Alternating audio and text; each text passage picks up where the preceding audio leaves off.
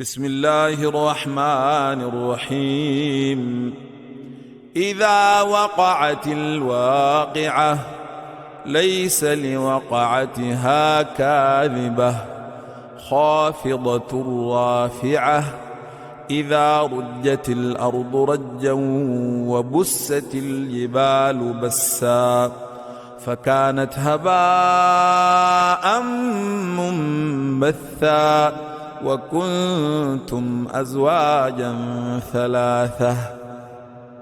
فأصحاب الميمنة ما أصحاب الميمنة وأصحاب المشأمة ما أصحاب المشأمة والسابقون السابقون أولئك المقربون في جنات النعيم ثلة من الأولين وقليل من الآخرين على سرر موضونة متكئين عليها متقابلين يطوف عليهم ولدان مخلدون بأكواب وأباريق وكأس من معين لا يصدعون عنها ولا ينزفون وفاكهة مما يتخيرون ولحم طير مما يشتهون وحور عين كأمثال اللؤلؤ المكنون جزاء بما كانوا يعملون لا يسمعون فيها لغوا ولا تأثيما إلا قيلا سلاما سلاما وأصحاب اليمين ما أصحاب اليمين في سدر مخضود وطلح منضود وظل ممدود وماء مسكوب وفاكهة كثيرة لا مقطوعة ولا ممنوعة وفرش مرفوعة إنا أنشأناهن إنشاء فجعلناهن أبكارا عربا أترابا لأصحاب اليمين ثلة من الأولين وثلة من الآخرين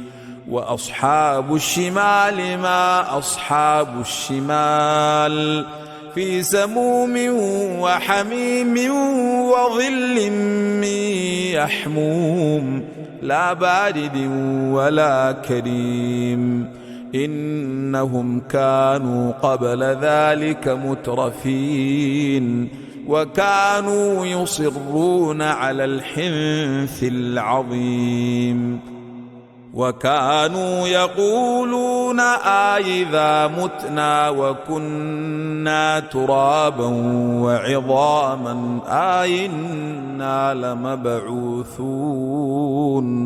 أو آباؤنا الأولون قل إن الأولين والآخرين لمجموعون إلى ميقات يوم معلوم ثم إنكم أيها الضالون المكذبون لآكلون من شجر من زقوم فمالئون منها البطون فشاربون عليه من الحميم فشاربون شرب الهيم هذا نزلهم يوم الدين نحن خلقناكم فلولا تصدقون أفرأيتم ما تمنون أأنتم تخلقونه أم نحن الخالقون نحن قدرنا بينكم الموت وما نحن بمسبوقين على أن نبدل أمثالكم وننشئكم فيما لا تعلمون ولقد علمتم النشاءة الأولى فلولا تذكرون أفرأيتم ما تحرثون أأنتم تزرعونه أم نحن الزارعون لو نشاء لجعلناه حطاما فظلتم تفكهون إنا لمغرمون بل نحن محرومون أفرأيتم الماء الذي تشربون أأنتم أنزلتموه من المزن أم نحن المنزلون لو نشاء جعلناه أجاجا فلولا تشكرون أفرأيتم النار التي تورون أأنتم أنشأتم شجرتها أم نحن المنشئون نحن جعلناها تذكرة ومتاعا للمقوين فسبح باسم ربك العظيم فلا أقسم بمواقع النجوم وإنه لقسم لو تعلمون عظيم إنه لقرآن كريم في كتاب مكنون لا يمسه إلا المطهرون تنزيل من رب العالمين أفبهذا الحديث أنتم مدهنون وتجعلون رزقكم أنكم تكذبون فلولا إذا بلغت الحلقوم وأنتم حينئذ تنظرون ونحن أقرب إليه منكم ولكن لا تبصرون فلولا إن كنتم غير مدينين ترجعونها إن كنتم صادقين فأما إن كان من المقربين فروح وريحان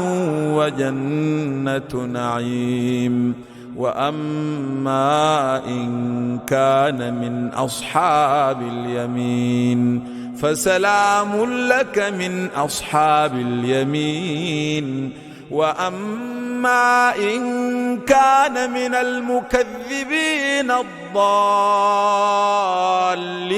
فنزل من حميم وتصلية جحيم إن هذا لهو حق اليقين فسبح باسم ربك العظيم